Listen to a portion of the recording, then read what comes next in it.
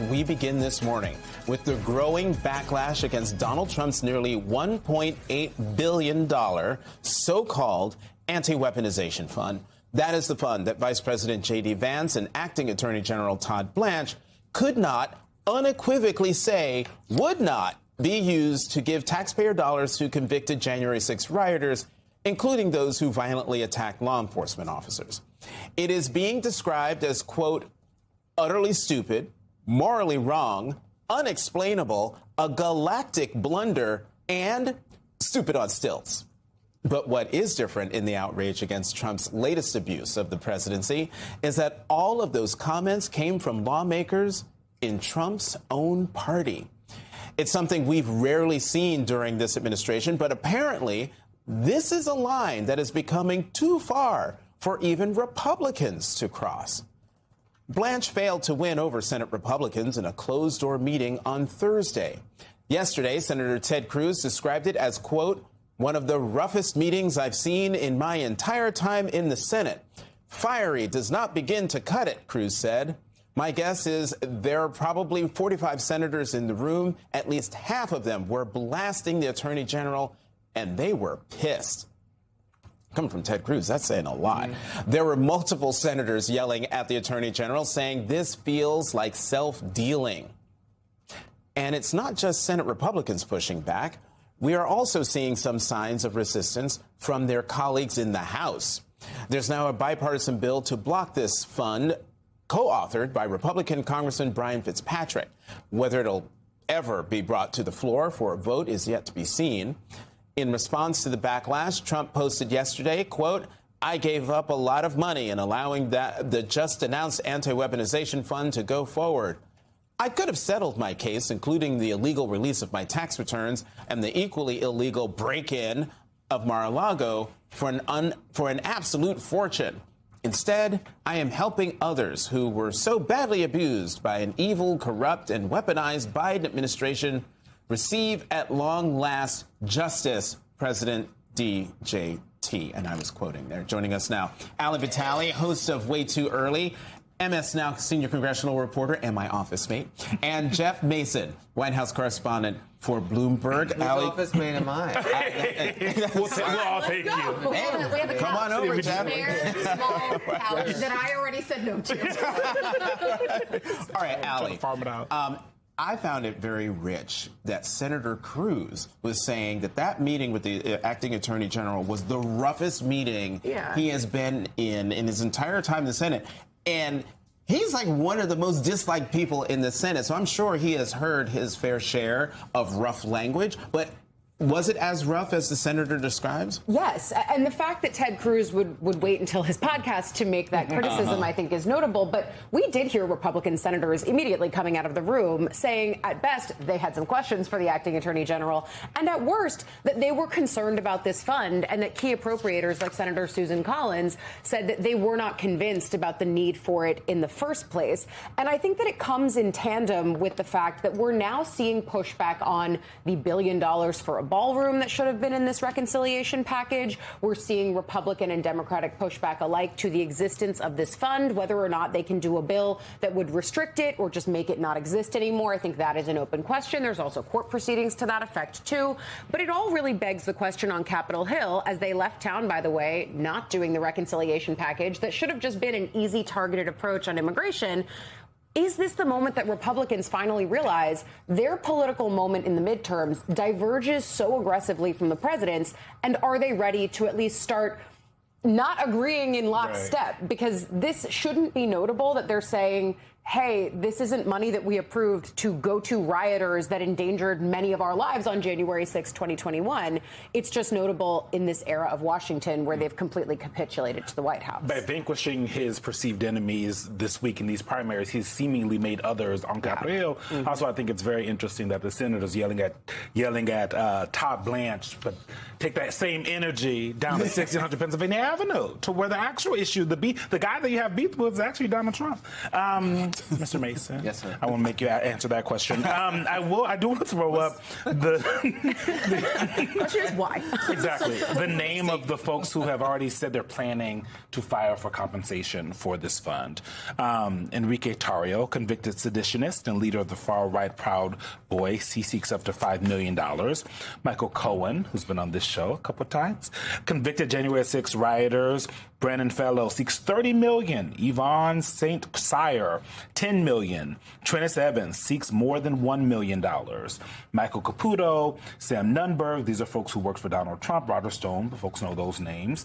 How is the administration, especially with someone like Enrique Tarrio, how's this White House defending him possibly getting money from the American taxpayer? Well, they're just largely defending the fund. And you saw the defense that President Trump put out in that Truth Social post. I mean, he had said at one point this week that he had nothing to do with the negotiations that led to that. Do you believe that? It's not my job to say what I believe. I don't believe, but it's contradictory. Yeah. You can say that with just clear reporting from what he said. At one point he said he wasn't involved, and then he said, I could have gotten a lot more. That certainly indicates that he was involved and had a hand in either in the negotiations or at least was informed about it and was weighing in. Yeah. So they are defending it writ large as something that is right and as something that he wants. And yet it's created all of these political risks for him. Yeah. Jeff, I want to stick with you for a second because just even being at the White House this week, it was sort of remarkable how much the conversation was not focused at all on any of the pushback from Republican senators, at least amongst the White House officials and the senior administration officials that I was in touch with, which I think sort of speaks to this idea that we always come back to, which is what Steve Bannon called when Steve Bannon made the comparison of the U.S. Congress to the Russian Duma. The Trump administration is facing an unusual and mounting challenge this week, not from the political opposition, but from within its own ranks. A growing number of Republican lawmakers have voiced sharp criticism over the White House's establishment of a nearly $1.8 billion fund, officially described as an anti-weaponization initiative.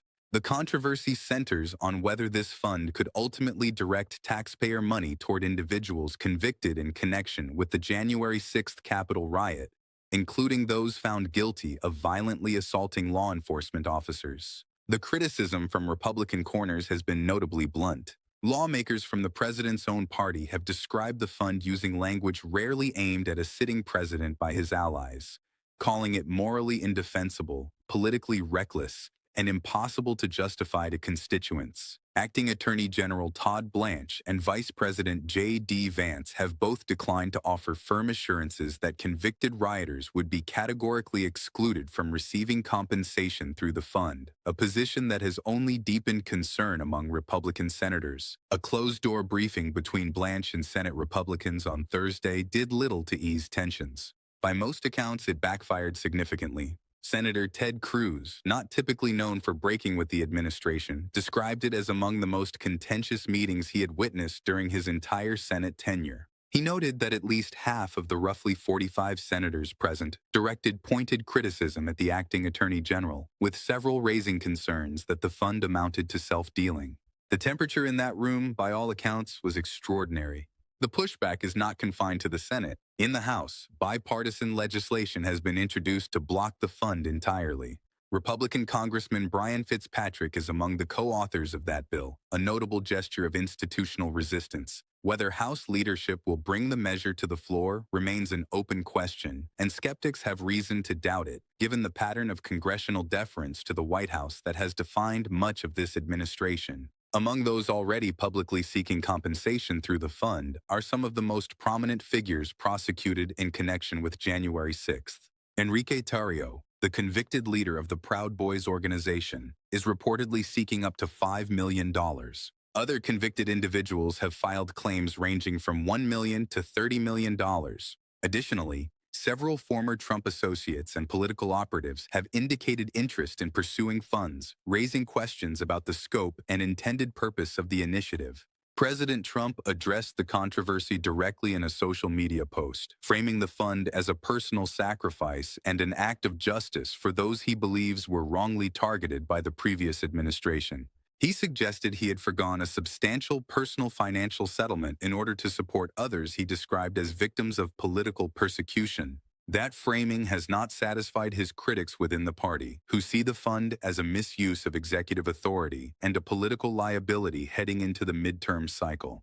The deeper question emerging from this episode is whether Republican lawmakers are finally reaching a threshold where their political self-interest diverges meaningfully from the president's. Several senators this week watched the White House actively work against their colleagues in Republican primary contests, most notably backing a challenger against incumbent Senator Bill Cassidy and endorsing Ken Paxton in Texas over Senate-preferred candidate John Cornyn.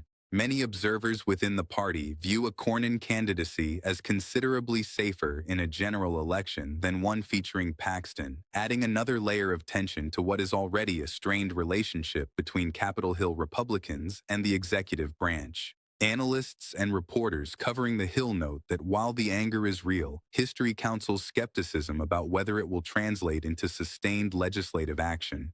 The pattern throughout this administration has been one of vocal frustration followed by compliance. Congress has repeatedly ceded authority to the White House on matters ranging from war powers to appropriations, and the administration has shown little interest in inviting greater oversight.